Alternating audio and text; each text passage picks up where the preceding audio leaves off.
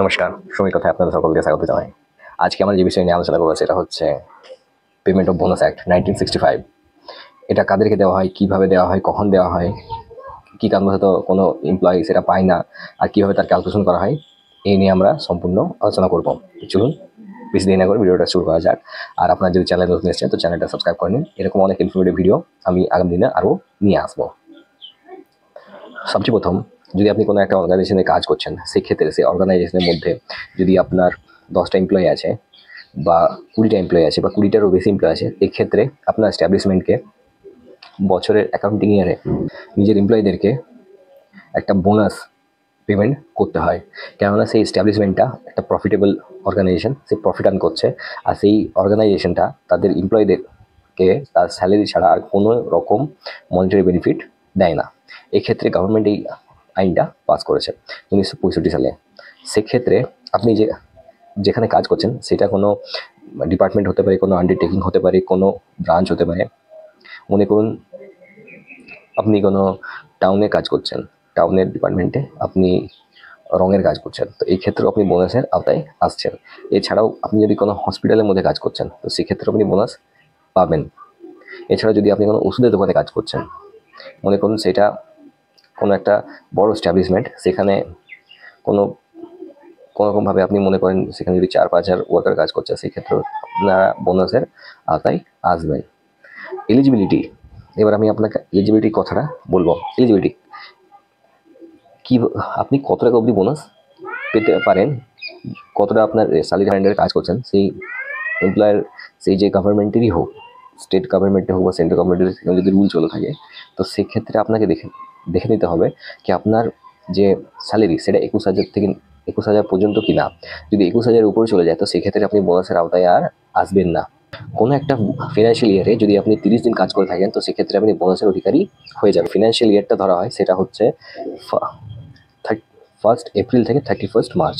এটা হচ্ছে অ্যাকাউন্টিং ইয়ার। এই বছরের মধ্যে আপনি যদি 30 দিনও কাজ করে থাকেন তাহলেও আপনি বোনাসের অধিকারী হবেন। ক্ষেত্রে আপনাকে একটা জিনিস আমি বলে রাখতে চাই, যদি আপনি বোনাসের কথা যেমন আমরা বলছি, সেক্ষেত্রে বোনাসটা কখন দেওয়া হয়। বোনাসটা দেওয়া হয় মূলত ওয়েস্ট বেঙ্গলে থাকলে দুর্গাপূজার সময়, দুর্গাপূজার ঠিক আগে এক্ষেত্রে বোনাসটা দেওয়া হয়। আর কোনো কোনো ক্ষেত্রে এটা আবার কালী পূজার সময় দেওয়া হয়, দিওয়ালির আগে।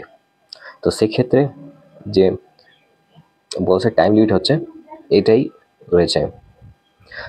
এক্ষেত্রে আপনার যে অ্যাকাউন্টিং ইয়ার আছে সেক্ষেত্রে আপনার এমপ্লয়ারকে 30 নভেম্বর এর মধ্যে আপনার বোনাসটা ক্লিয়ার করে দিতে হবে। হ্যাঁ, এক্ষেত্রে আপনাকে একটা কথা আমি জানিয়ে রাখতে চাই, 2015 সালে যে অ্যামেন্ডমেন্ট এসেছিল সেই অ্যামেন্ডমেন্ট অনুযায়ী 3.5 বোনাসের যে লিমিট ছিল, সিলিং লিমিট, সেই সিলিং লিমিটটা 3,500 থেকে বাড়িয়ে 7,000 করা হয়। এক্ষেত্রে আপনার গভর্নমেন্ট, আপনি যেখানে কাজ করছেন সেখানে যদি আপনার গভর্নমেন্টের মিনিমাম স্যালারি যদি 6,000 টাকা, যে আপনার যে স্যালারি যদি 6,000 টাকা, তো 6,000-এর উপর আপনার বোনাসটা কাউন্ট হতে পারে। আবার সেইখানে সেই জায়গায় সিলিং লিমিট যদি 7,000 তো 7,000-ও কাউন্ট হতে পারে। আবার অনেক ক্ষেত্রে 7,000-এর উপর হলে সেটা 7,000-এর উপরেও কাউন্ট হতে পারে। কিন্তু ম্যাক্সিমাম যে লিমিট আছে সেটা গভর্নমেন্ট রুল অনুযায়ী আপনার 7,000 টাকার মধ্যে সিলিংটা বাঁধা হয়েছে। এই 7,000 বেশি হবে না। মানে একটা এমপ্লয়ার যদি চায় তো আপনাকে 7,000 টাকা বোনাস দিয়ে হাত গুটিয়ে দিতে পারে। এক্ষেত্রে আপনাকে ওইখানটাতে লড়াই করে নিজের অধিকারের পাওনা টাকাটা নিয়ে নিতে হবে। এবার আমি আপনাকে বলি, আপনি যে বোনাসটা ক্যালকুলেশন করবেন সেই ক্যালকুলেশনটা কীভাবে করা হয়। Bonus is equal to salary into 8.33 divided by 100। এইভাবে স্যালারিটা আপনি ক্যালকুলেট করতে পারেন। ডিসকোয়ালিফিকেশনের বিষয়ে আমি এবার আপনাকে বলবো, কোনো এমপ্লয়ি যদি বোনাস না পেয়ে থাকে তো সেক্ষেত্রে সেই এমপ্লয়ি যদি কোনো কারণবশত কোনো মিসকন্ডাক্ট করে কিংবা কোনো ফ্রড করে কিংবা কোনো অন্যান্য কোনো কারণবশত তাকে যদি ফায়ার করা হয় ওই অর্গানাইজেশন থেকে, তখন সে বোনাসের অধিকারী আর থাকে না।